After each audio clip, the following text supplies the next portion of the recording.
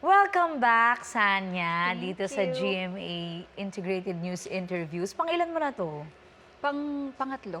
Pangatlo na. So, hindi ka na Yes. kinakabahan sa mga itatanong ko sa'yo? Hindi kinakabahan pa din ako. Ang weird nga eh, kahit paulit-ulit ako dito, nakakakaba pa rin. Talaga ba? Hindi, relax lang tayo ngayon. Mga easy questions lang to. Kayang-kaya mo Wow. sagutin. Ito na nga ang first question ko. Kasi lately, yung mga post mo sa Instagram, mga reels mo, TikTok, lagi ka nakakulot. Kaya nga nagpakulot ako ngayon, no? O, Kaya ayan, pala. no?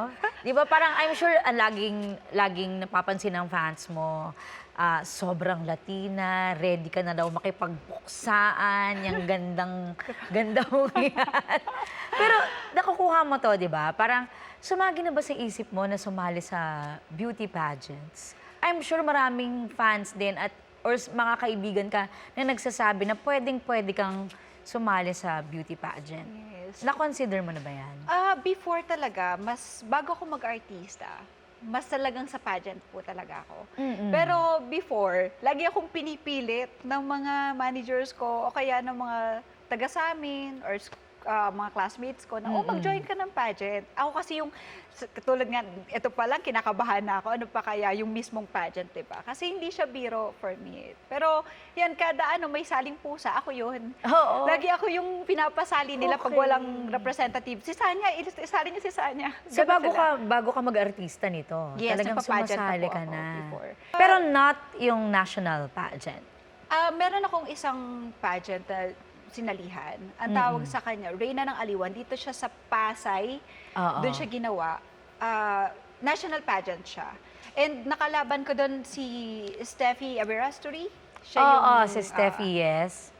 lumaban before ng Miss Universe Philippines. Diba? Oo. So, isa siya. Siya yung kabatch ko that time. Oo. Pero na-consider mo na ba, like, Binibining Pilipinas, Miss Universe Philippines, to try again? Nakakakaba kasi siya talaga. I mean, I have a high respect talaga sa lahat ng mga beauty, nagjo-join ng beauty pageant. Ano lang siya, siguro, it's a big responsibility to join sa ganong klaseng pageant kasi parang, and now, yung mga binibigay na blessings ng GMA, mayroon ka kasi kailangan i-priority.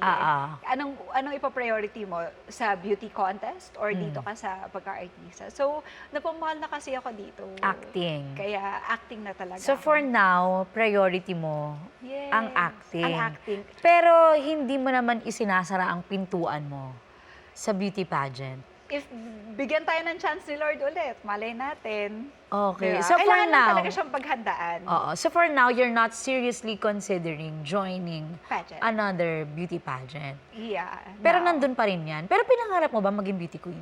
Nung bata ako.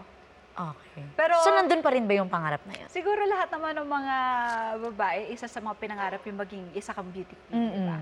Yes, until now. Okay. So, hindi ko siya inaalis. Yes. So aabangan namin yan. Malay nyo. Malay mo in the... Pag marami nag-push, malalaman natin. Oh, kung hello, gusto nyo ba. ano na po, paki-message na po si Sanya. Oo, Okay tawag na. na po kayo, 09... Yes. Pero ano talaga yun talaga siya. Pag nagjo-join ng pageant, kailangan mahaba yung Paghandaan, preparation. yes. Yun talaga, kailangan paghandaan. So parang feeling mo, kailangan kasi paglaanan ng oras. Yes Sa po. ngayon, hindi mo pa Siya. mapaglala. Yes, Hindi mo mapaglaan. priority.